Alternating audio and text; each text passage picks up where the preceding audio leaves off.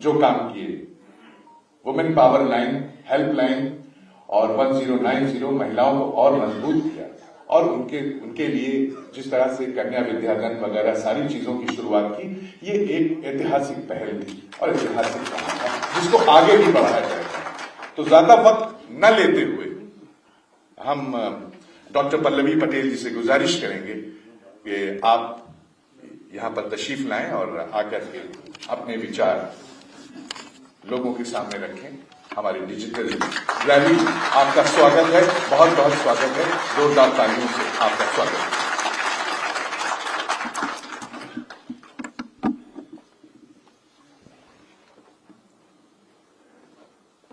आप सब किसान, मजदूर, युवा, छात्र, इस देश की मातृशक्ति महिलाओं का, पत्रकारों का इस मंच, इस सदन के माध्यम से स्वागत करते हैं और आप सभी को मेरा नमस्कार।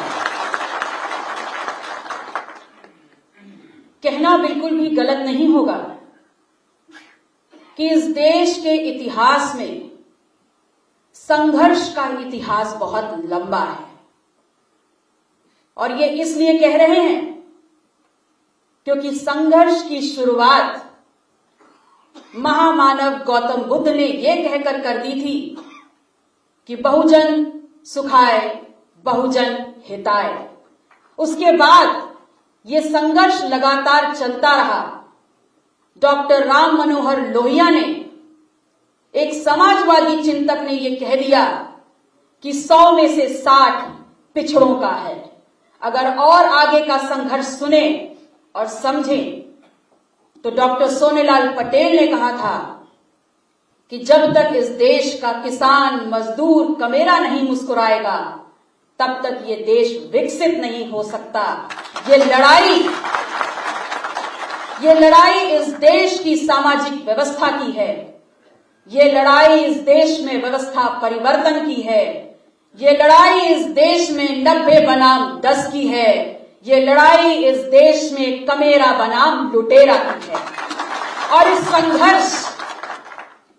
संघर्ष को लेकर के लगातार चलते रहे और आज अपने आसपास की परिस्थितियां देखिए और पुनः एक बार याद कर लीजिए और कहेंगे कि ये हमारी खुशकिस्मती है कि पूरी जिंदगी संघर्ष करने वाले ऐसे लिविंग लेजेंड माननीय मुलायम सिंह जी का हाथ हमारे सर पर है।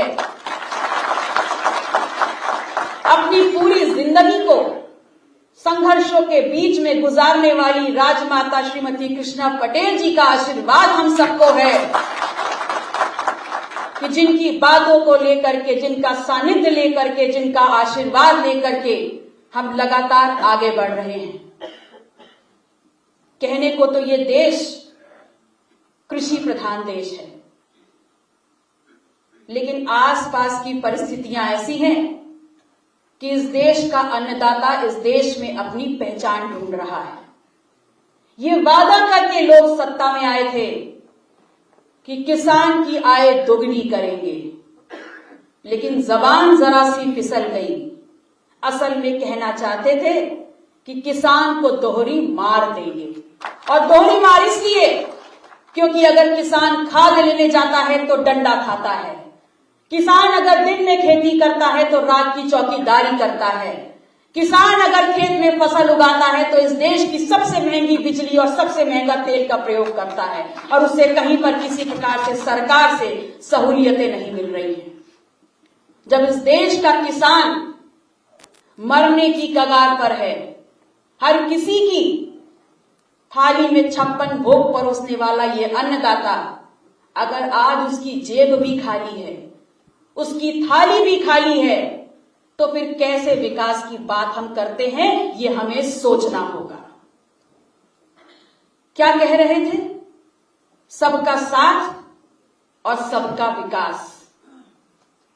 ये बताइए, जब इस देश का सबसे बड़ा जनाधार, इस देश का कमेरा, इस देश का किसान अगर गांव की पगडंडियों में रहता है, खेतों में रहता है, और जिसकी नोटबंदी के बाद अगर उसकी जेब पर मार मारी गई है और कोरोना के बाद अगर उसकी पेट पे लात मारी गई है, तो कैसे आज ये सरकारें सोच रही हैं कि कैसे उसका बच्चा शिक्षा ले पाएगा और कैसे उसका बच्चा रोजगार ले पाएगा।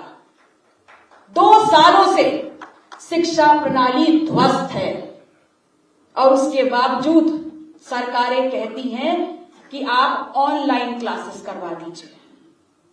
जिसकी जेब में पैसा नहीं, जिसकी पेट में खाना नहीं, थाली में 2 निवाला नहीं, वो कैसे 12,000 का मोबाइल लेकर के 500 का डेटा पैक डला करके अपने बच्चों को शिक्षा दिला पाएगा? ये हमें सोचना होगा। जब बच्चों की शिक्षा नहीं है, जब बच्चों के पास डिग्री नहीं होगी, तो रोजगार कैसे होगा? जिनके पास डिग्रियां हैं, हमारे समाज के वो लड़के लड़कियां सड़कों पे मारे मारे फिर रहे हैं। तो जिन्होंने ये प्लान किया था, जिन्होंने ये सोचा था कि आज हम 10th में हैं और 2 साल बाद इंटर पास करके फौज में जाने का काम करेंगे, MBBS एंट्री का फॉर्म देंगे, इंजीनियरिंग के लिए एंट्रेंस क्वालिफाई करेंगे, तो जब उनकी पढ़ाई नहीं हुई है तो हमारे समाज का वो लड़का डॉक्टर इंजीनियर कैसे बन पाएगा? इस देश की सेवा करने के लिए फौज में भर्ती कैसे हो पाएगा? हमें ये सोचना होगा कि जिनको मारा जा रहा है जेब की मार दे करके, पेट की मार दे करके, आर्थिक मार दे करके, वो इस देश का वो समाज है जो पिछड़ा कहलाता है। ये इस देश का वो समाज है जो बहुजन कहलाता है। हम आपसे कहना चाहते हैं कि चमचमाती सड़कें, बड़े बड़े स्कूल, चमचमाते हॉस्पिटल दिखा करके जिनका वोट लेने का काम कर रहे हैं, क्या उनकी जेब में इतना पैसा है कि ये IIT या प्राइवेट कॉलेजों में अपने बच्चों को पढ़ा सके? क्या उनकी जेब में इतना पैसा है कि उन चमचमाती सड़कों पे अपनी महंगी महंगी गाड़ियां ले जा सके? वास्तविकता यह है कि हमारे पास तो आज साइकिल भी नहीं बची है। इन लोगों ने ऐसी स्थितियां ला दी हैं कि अगर रोटी मिल जाए तो बहुत बड़ी बात है। क्या कहते हैं और क्या समझाते हैं कि इस देश में महिला देवी के समान है। महिला के सशक्तिकरण की बात करते हैं तो एक बात पूछना चाहते हैं, कौन से महिला को देवी मानते हैं? कौन से महिला के सशक्तिकरण की बात करते हैं? उस महिला को जिसका सामूहिक बलात्कार हो रहा है, या उस महिला को जिसको सड़क चलते छेड़ा जा रहा है, या उस महिला को जिससे पढ़ने का अधिकार छीना जा रहा है? किस महिला के सशक्तिकरण की बात करते हैं? जब आपकी सत्ता में लोगों की जो बेटियां हैं उनको सरेआम उनके साथ बलात्कार किया जा रहा है, याद है ना हाथरस कांड और उन्नाव कांड? उन लड़कियों का शव तक उनके परिवारों को नहीं मिला है और कहते हैं बेटी पढ़ाओ बेटी बचाओ। अरे पहले बेटी बचा तो लीजिए, तब तो आप पढ़ाने की बात करेंगे। जब बेटियां बचेंगी नहीं तो पढ़ेंगी कैसे? इस देश का कितना नौजवान है जो सड़कों पे घूम रहा है, लड़ाई लड़ रहा है, और ये सरकार है जो अपनी पीठ थपथपा रही है ये कहते हुए कि हमारी सोच ईमानदार है और काम दमदार है। वाकई में काम तो इतना दमदार है कि जिस रोड के उद्घाटन के लिए नारियल फोड़ने जाते हैं तो नारियल नहीं फूटता लेकिन सड़क फूट जाती है। और सोच इतनी ईमानदार है, इतनी ईमानदार सोच है कि 69,000 शिक्षक भर्ती के लिए हमारे समाज के लड़के लड़कियां पिछले 5 महीने से इसी इको गार्डन में अनशन कर रहे हैं, लड़ाई लड़ रहे हैं, लेकिन सरकार के कान में जू नहीं रेंग रही है। ये इतने न्यायप्रिय हैं, ये इतनी सच्चाई नियत रखते हैं कि वाकई में अगर इनकी नियत साफ थी तो नीट में 27% ओबीसी के आरक्षण के लिए हम लोगों को सड़कों में क्यों उतरना पड़ा? अगर इनकी नियत साफ थी तो 27% आरक्षण पहले से लागू क्यों नहीं था? यह हमें सोचना होगा। न्याय की बात करते हैं और न्यायप्रिय होने का डंका बजाते हैं। अगर न्यायप्रिय हैं तो न्याय सड़कों पे दिखना चाहिए। ऐसा नहीं होना चाहिए कि एक बाप जो अपनी बच्ची को लेकर सड़क पे जा रहा है, कानपुर की घटना याद कर लीजिए, पुलिस उसको खदेड़ खदेड़ के मार रही है। अगर न्याय प्रिय है तो फिर वो किसान जो खाद लेने जाता है उसको पुलिस क्यों मार रही है? अगर न्याय प्रिय है तो मुझे ये बताने का काम करें कि इलाहाबाद कर्चना में जब दलित परिवार के 4 लोगों को मारा जाता है तो सरकार उसकी सुनवाई क्यों नहीं करती है? अगर न्याय प्रिय है तो आपको बताना होगा कि जिन लोगों का शोषण हो रहा है उनके लिए आपकी क्या नीति, क्या रीति और क्या सोच है, यह आपको दर्शाना होगा इस समाज को। मैं आपसे ये कहना चाहती हूं कि इनकी एक प्रणाली रही है, इनका एक थॉट प्रोसेस रहा है कि ये किसी भी चीज में नाक सीधी नहीं पकड़ते, हमेशा घुमा के पकड़ते हैं। और इनको आरक्षण खत्म करना है, इनको हमें दोबारा सड़कों पे ला देना है, इसलिए नौकरियां सीधे सीधे ना खत्म करके नाक घुमा के पकड़ रहे हैं। LIC बेच दी, हवाई अड्डे बेच दिए, ट्रांसपोर्ट बेच दिया, रेलवे बेच दिया। तो ये बताइए, जब सरकारी संस्थान नहीं रहेंगे तो आरक्षण की लड़ाई किसके लिए लड़ेंगे आप? जब आरक्षण सिर्फ कागजों पे रह जाएगा तो आप कैसे कल्पना करते हैं कि हमारा समाज, जिसको संविधान ने डॉक्टर भीमराव अंबेडकर ने यह अधिकार दिया था कि हमें 27% आरक्षण मिलना चाहिए, अगर वो सिर्फ कागजों पे रह जाएगा तो हम कैसे उम्मीद करते हैं कि संविधान इस देश में लागू है? अगर हमें पढ़ने की छूट नहीं है, अगर हमें नौकरी करने की छूट नहीं है, अगर हमें अपनी बात बोलने की छूट नहीं है, तो फिर ये देश है किसका और इसको चला कौन रहा है, यह हमें सोचना होगा। अगर आरक्षण चला गया तो कल्पना करिए कि संविधान में जब आरक्षण मिला, 75 वर्ष आजादी के बाद भी आज आरक्षण का वो कोटा पूरा नहीं हो पाया है और हम आज भी पूर्ण रूप से विकसित नहीं हो पाए हैं, इस देश की मुख्य धारा में जुड़ नहीं पाए हैं। तो जब आरक्षण कागजों पे रह जाएगा तो हमारे समाज में क्या होगा, इसकी कल्पना करिए। हमारी पीढ़ियां किस ओर जाएंगी, इसकी कल्पना करिए। मैं आप लोगों से ये कहना चाहती हूं कि ये याद रखिएगा, जब तक इस देश में जातिवार जनगणना नहीं होगी, इस बार इस देश का कमेरा समाज जनगणना होने नहीं देगा। क्योंकि जातिवार जनगणना इस देश समाज के बहुमुखी विकास के लिए आज के वक्त की सबसे अहम मांग है। और अगर ये नहीं होता है तो हमें कभी पता नहीं चल पाएगा कि इस देश का ये पिछड़ा समाज कितना बड़ा समाज है। हमें कभी ये आंकलन नहीं हो पाएगा कि इस देश में हमारी ताकत कितनी बड़ी है। और अगर जातिवार जनगणना हो गई तो हमें अपनी ताकत का अंदाजा होगा और फिर हम सीना ठोक के कहेंगे कि जिस समाज की होगी जितनी संख्या भारी, उस समाज की होगी उतनी भागीदारी, और जिसकी होगी जितनी भागीदारी, इस देश के सदन, इस देश के विकास, इस देश की संपदा, इस देश की शिक्षा, इस देश के स्वास्थ्य, इस देश के रोजगार में उस समाज की होगी उतनी जिम्मेदारी। और हम बना के रहेंगे एक ऐसे समाज को जहां पर पायदान के सबसे नीचे खड़े एक व्यक्ति को भी हम समाज की मुख्य धारा में, व्यवस्था की मुख्य धारा में लाकर खड़ा करने का काम कर देंगे। आज अपने आसपास गौर से देखिए, शिक्षक परेशान, व्यापारी परेशान, छात्र परेशान, अधिवक्ता परेशान, डॉक्टर परेशान, महिला परेशान, पत्रकार परेशान। तो ये सरकार है किसकी? जब सब बर्बाद हैं, जब सब परेशान हैं, जब सबका शोषण हो रहा है, तो विकल्प सिर्फ एक है। विकल्प ये है कि जब मैं अपनी रिसर्च कर रही थी तो मुझे बताया गया था कि जब कैंसर बहुत अधिक बढ़ जाए तो उसका ऑपरेशन कर देना चाहिए। और आज जब इस भारत माता रूपी शरीर में इन संगियों का ये कैंसर बहुत बढ़ चुका है, इनका ऑपरेशन कर देना चाहिए, तभी सामाजिक न्याय की ये आवाज बुलंद होगी। और आज मैं आप सभी के सामने ये संकल्प लेती हूं और आप सभी से कहूंगी, ये संकल्प पूरी ताकत से मेरे साथ दोहराइएगा कि इन आरक्षण विरोधी, इन संविधान विरोधी लोगों के लिए, उनको सत्ता से हटाने के लिए, सामाजिक न्याय व्यवस्था परिवर्तन की नींव रखने के लिए माननीय मुलायम सिंह जी के आशीर्वाद से, राजमाता जी के नेतृत्व में जिस सरकार की तरफ बढ़ने का काम हमारे बड़े भाई माननीय अखिलेश यादव जी 2022 के मुख्यमंत्री के रूप में कर रहे हैं, हम सभी पूरी ताकत से उनके साथ हर कोने पे खड़े होकर के उनकी आवाज को, उनके हाथों को एक नई ताकत देने का काम करेंगे। और ये याद रखिएगा कि हमारा मिशन है इस प्रदेश में सामाजिक न्याय की पद्धति को लागू करना।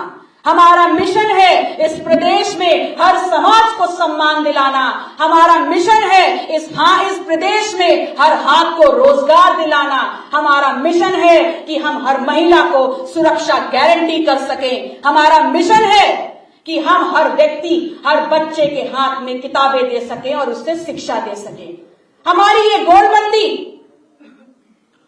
गोलबंदी जिसमें समाजवादी पार्टी बड़े भाई की भूमिका में है, उस गोलबंदी में जहां अपना दल सुहेलदेव भारतीय समाज पार्टी, महान दल, ये तमाम साथी छोटे भाइयों की भूमिका में है, हम सब ये गोलबंदी कर रहे हैं कि माननीय अखिलेश यादव जी को 2022 में एक बड़ा बदलाव करते हुए उस सत्ता की कुर्सी पर बैठाने का काम करें जहां पर हमारे समाज के बेटे और बेटी की आवाज बुलंद हो सके।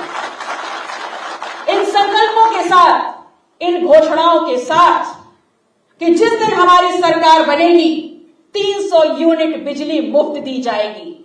इन घोषणाओं के साथ कि किसानों के लोन पर ऋण माफ होगा, उनको बीमा और पेंशन मिलेगा। इन घोषणाओं के साथ कि किसानों को सिंचाई के लिए बिजली मुफ्त मिलेगी। इस घोषणा के साथ कि मेधावी छात्रों को लैपटॉप वितरित किए जाएंगे। इस घोषणा के साथ कि सामाजिक न्याय की आवाज को, उस मसौदे को आपके सामने वास्तविक रूप में क्रियान्वित करते हुए ये दिखाने का काम किया जाएगा कि वास्तविकता में इस गठबंधन की, इस गोलबंदी की एक साफ नीयत है जिसको लेकर हम आगे बढ़ना चाहते हैं। इस घोषणा के साथ कि अगर हमारी सरकार बनती है जिसमें 1% भी संशय नहीं है, सरकार बनते ही 3 माह के भीतर जातिवार जनगणना कराई जाएगी और हर जाति को उसके अनुपात में उसका हक, अधिकार, सम्मान सुनिश्चित किया जाएगा। आप सभी लोगों ने मेरी बातों को बहुत गौर से सुना, उसके लिए आभार। आपकी निरंतर करतल ध्वनि ने मुझे जो एक ऊर्जा देने का काम किया, उस सभी के लिए आप सभी को पुनः धन्यवाद करते हुए मैं आप सभी लोगों से विदा लूंगी। नमो बुद्धाय।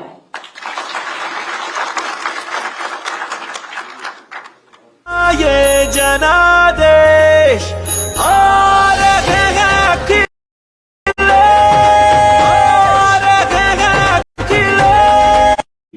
डॉक्टर सोनेलाल पटेल जी की विरासत और आगे बढ़ा रही है। ये एक बहुत अच्छी बात है, एक बहुत अच्छा कदम है। महिलाओं की बात और बेटियों की बात, बहनों की बात, अब उनकी आवाज को और बुलंद कर रही है। ये एक बहुत बड़ी चीज है और हमें खुशी इस बात की है कि प्रदेश भर में जागरूकता अभियान इन्होंने चलाया भी है और संकल्प भी लिया है कि ये संकल्प लेती हैं। और एक और बहुत बड़ा संकल्प इन्होंने लिया है और वो संकल्प ये है जो आप सुनेंगे तो हमें पूरा यकीन है कि ये जो यहां पर आप लोग मौजूद हैं, तालियों से गूंज उठेगा ये। और वो ये संकल्प है कि इनको सरकार इस बार 2022 में आदरणीय अखिलेश यादव जी की बनाएगी।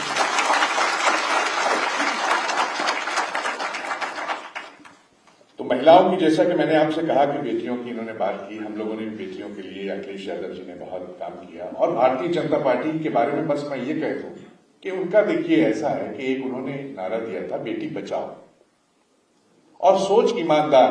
अपने बारे में वो बताते हैं कि सोच ईमानदार, काम दमदार। तो ईमानदारी यहां उन्होंने दिखाई। और कैसे दिखाई ईमानदारी? क्योंकि उन्होंने कहा कि बेटी बचाओ, आते ही कहा, क्योंकि वो जानते थे कि हम बेटी नहीं बचा पाए, इसलिए उन्होंने कहा बेटी बचाओ। और आदरणीय अखिलेश यादव जी ने जो काम किए, वुमेन पावर लाइन, हेल्पलाइन और 1090 महिलाओं को और मजबूत किया और उनके लिए जिस तरह से कन्या विद्याधन वगैरह सारी चीजों की शुरुआत की, ये एक ऐतिहासिक पहल थी और ऐतिहासिक काम था जिसको आगे भी बढ़ाया जाएगा।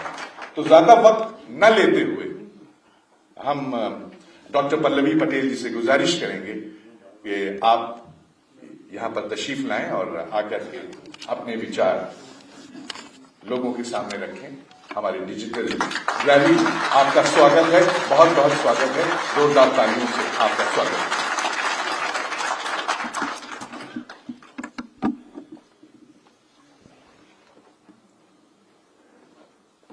आप सब किसान, मजदूर, युवा, छात्र, इस देश की मातृशक्ति महिलाओं का, पत्रकारों का इस मंच, इस सदन के माध्यम से स्वागत करते हैं और आप सभी को मेरा नमस्कार।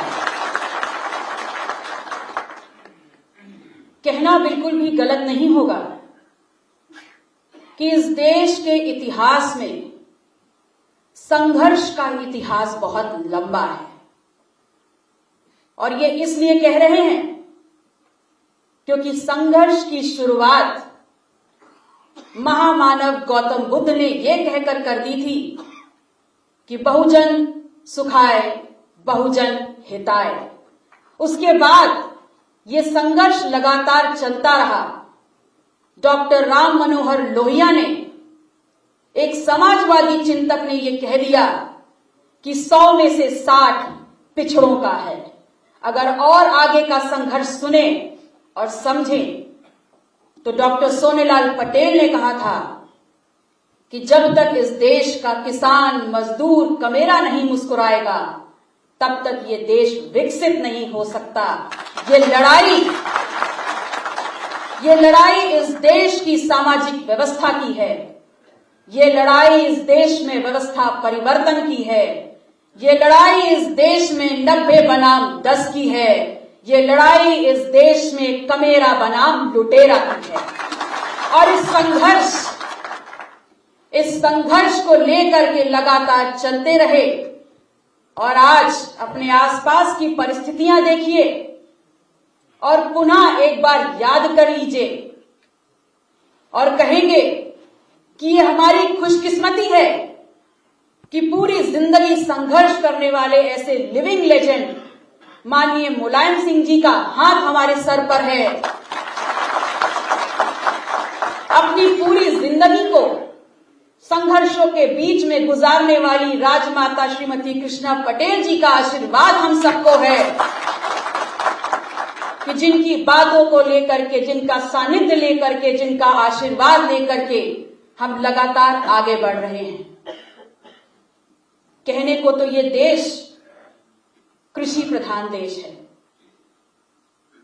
लेकिन आसपास की परिस्थितियां ऐसी हैं कि इस देश का अन्नदाता इस देश में अपनी पहचान ढूंढ रहा है। ये वादा करके लोग सत्ता में आए थे कि किसान की आय दोगुनी करेंगे, लेकिन जबान जरा सी फिसल गई।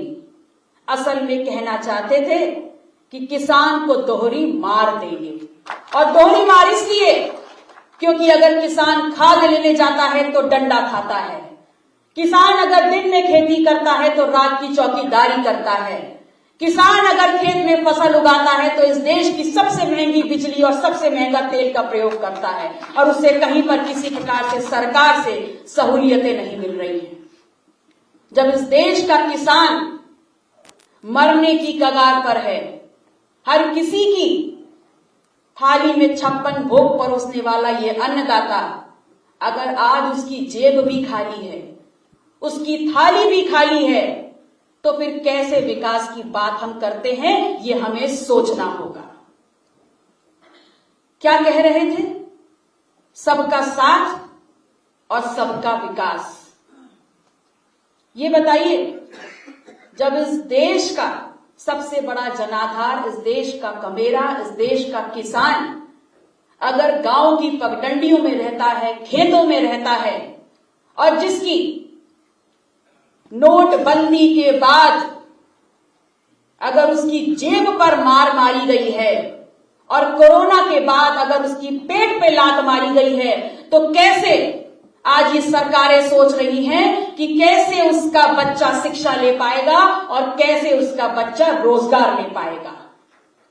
2 सालों से शिक्षा प्रणाली ध्वस्त है और उसके बावजूद सरकारें कहती हैं कि आप ऑनलाइन क्लासेस करवा दीजिए।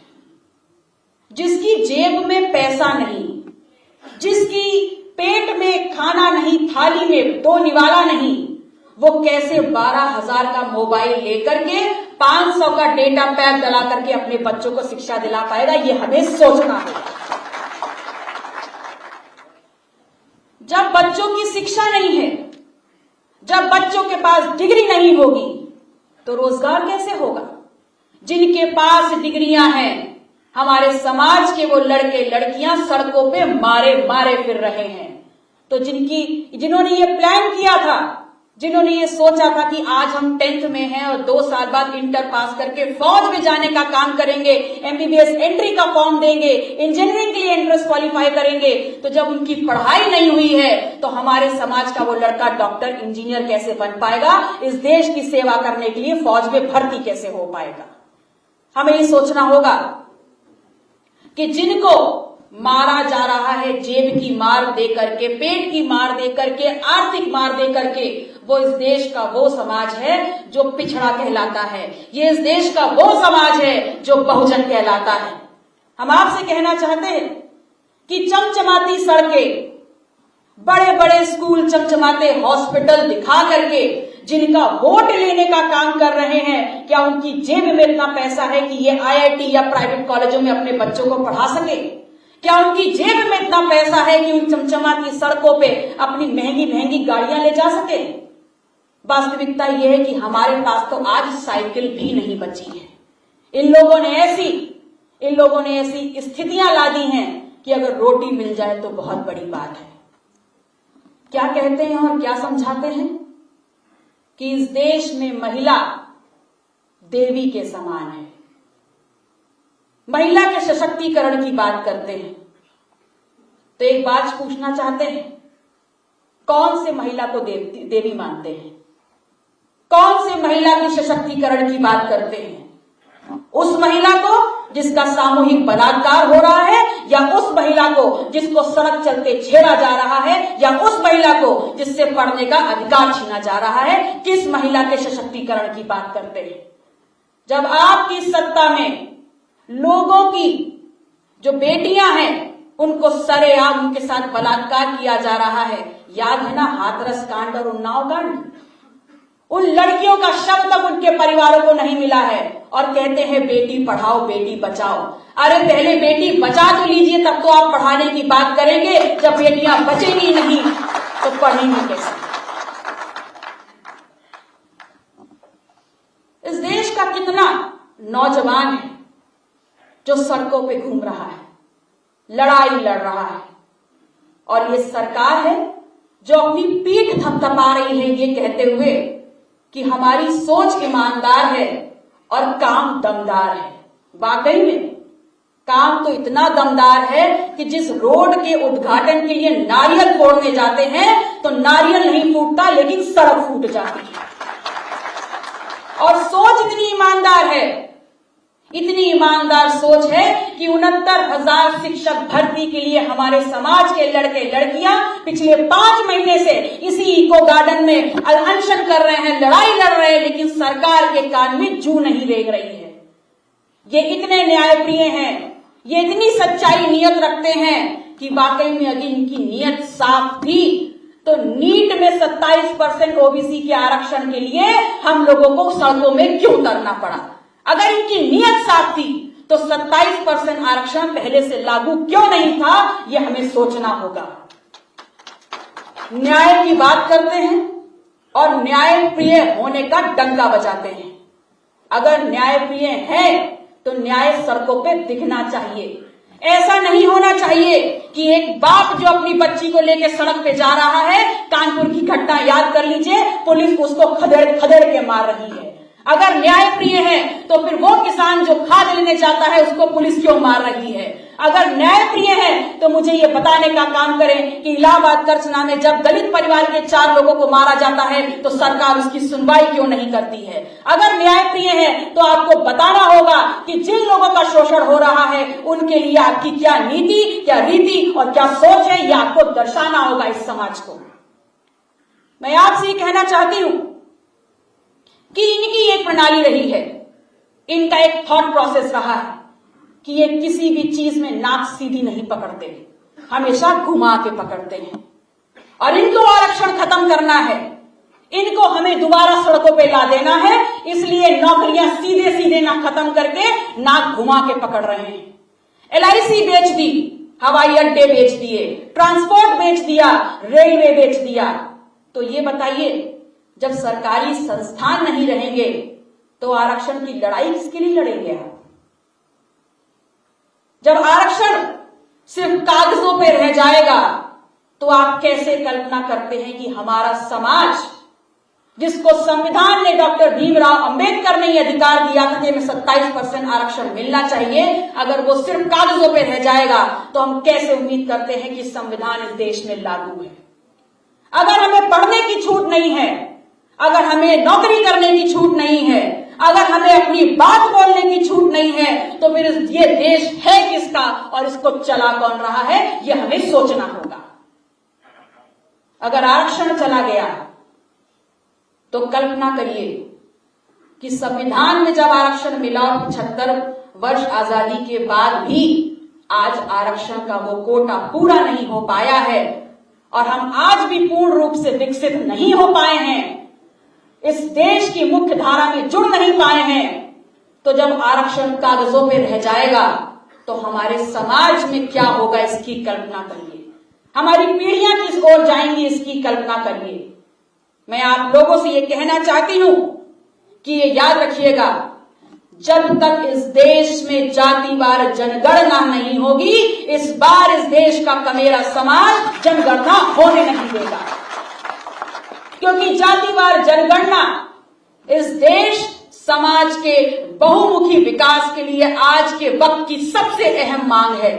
और अगर ये नहीं होता है तो हमें कभी पता नहीं चल पाएगा कि इस देश का ये पिछड़ा समाज कितना बड़ा समाज है। हमें कभी यह आंकलन नहीं हो पाएगा कि इस देश में हमारी ताकत कितनी बड़ी है। और अगर जातिवार जनगणना हो गई तो हमें अपनी ताकत का अंदाजा होगा और फिर हम सीना ठोक के कहेंगे कि जिस समाज की होगी जितनी संख्या भारी, उस समाज की होगी उतनी भागीदारी, और जिसकी होगी जितनी भागीदारी, इस देश के सदन, इस देश के विकास, इस देश की संपदा, इस देश की शिक्षा, इस देश के स्वास्थ्य, इस देश के रोजगार में उस समाज की होगी उतनी जिम्मेदारी। और हम बना के रहेंगे एक ऐसे समाज को जहां पर पायदान के सबसे नीचे खड़े एक व्यक्ति को भी हम समाज की मुख्य धारा में, व्यवस्था की मुख्य धारा में लाकर खड़ा करने का काम कर देंगे। आज अपने आसपास गौर से देखिए, शिक्षक परेशान, व्यापारी परेशान, छात्र परेशान, अधिवक्ता परेशान, डॉक्टर परेशान, महिला परेशान, पत्रकार परेशान। तो ये सरकार है किसकी? जब सब बर्बाद हैं, जब सब परेशान हैं, जब सबका शोषण हो रहा है, तो विकल्प सिर्फ एक है। विकल्प ये है कि जब मैं अपनी रिसर्च कर रही थी तो मुझे बताया गया था कि जब कैंसर बहुत अधिक बढ़ जाए तो उसका ऑपरेशन कर देना चाहिए। और आज जब इस भारत माता रूपी शरीर में इन संगियों का ये कैंसर बहुत बढ़ चुका है, इनका ऑपरेशन कर देना चाहिए, तभी सामाजिक न्याय की ये आवाज बुलंद होगी। और आज मैं आप सभी के सामने ये संकल्प लेती हूं और आप सभी से कहूंगी, ये संकल्प पूरी ताकत से मेरे साथ दोहराइएगा कि इन आरक्षण विरोधी, इन संविधान विरोधी लोगों के लिए, उनको सत्ता से हटाने के लिए, सामाजिक न्याय व्यवस्था परिवर्तन की नींव रखने के लिए माननीय मुलायम सिंह जी के आशीर्वाद से, राजमाता जी के नेतृत्व में जिस सरकार की तरफ बढ़ने का काम हमारे बड़े भाई माननीय अखिलेश यादव जी 2022 के मुख्यमंत्री के रूप में कर रहे हैं, हम सभी पूरी ताकत से उनके साथ हर कोने पे खड़े होकर के उनकी आवाज को, उनके हाथों को एक नई ताकत देने का काम करेंगे। और ये याद रखिएगा कि हमारा मिशन है इस प्रदेश में सामाजिक न्याय की पद्धति को लागू करना। हमारा मिशन है इस प्रदेश में हर समाज को सम्मान दिलाना। हमारा मिशन है इस प्रदेश में हर हाथ को रोजगार दिलाना। हमारा मिशन है कि हम हर महिला को सुरक्षा गारंटी कर सकें। हमारा मिशन है कि हम हर व्यक्ति, हर बच्चे के हाथ में किताबें दे सकें और उससे शिक्षा दे सकें। हमारी ये गोलबंदी जिसमें समाजवादी पार्टी बड़े भाई की भूमिका में है, उस गोलबंदी में जहां अपना दल सुहेलदेव भारतीय समाज पार्टी, महान दल, ये तमाम साथी छोटे भाइयों की भूमिका में है, हम सब ये गोलबंदी कर रहे हैं कि माननीय अखिलेश यादव जी को 2022 में एक बड़ा बदलाव करते हुए उस सत्ता की कुर्सी पर बैठाने का काम करें जहां पर हमारे समाज के बेटे और बेटी की आवाज बुलंद हो सके। इन संकल्पों के साथ, इन घोषणाओं के साथ कि जिस दिन हमारी सरकार बनेगी 300 यूनिट बिजली मुफ्त दी जाएगी। इन घोषणाओं के साथ कि किसानों के लोन पर ऋण माफ होगा, उनको बीमा और पेंशन मिलेगा। इन घोषणाओं के साथ कि किसानों को सिंचाई के लिए बिजली मुफ्त मिलेगी। इस घोषणा के साथ कि मेधावी छात्रों को लैपटॉप वितरित किए जाएंगे। इस घोषणा के साथ कि सामाजिक न्याय की आवाज को, उस मसौदे को आपके सामने वास्तविक रूप में क्रियान्वित करते हुए ये दिखाने का काम किया जाएगा कि वास्तविकता में इस गठबंधन की, इस गोलबंदी की एक साफ नीयत है जिसको लेकर हम आगे बढ़ना चाहते हैं। इस घोषणा के साथ कि अगर हमारी सरकार बनती है, जिसमें 1% भी संशय नहीं है, सरकार बनते ही 3 माह के भीतर जातिवार जनगणना कराई जाएगी और हर जाति को उसके अनुपात में उसका हक, अधिकार, सम्मान सुनिश्चित किया जाएगा। आप सभी लोगों ने मेरी बातों को बहुत गौर से सुना, उसके लिए आभार। आपकी निरंतर करतल ध्वनि ने मुझे जो एक ऊर्जा देने का काम किया, उस सभी के लिए आप सभी को पुनः धन्यवाद करते हुए मैं आप सभी लोगों से विदा लूंगी। नमो बुद्धाय।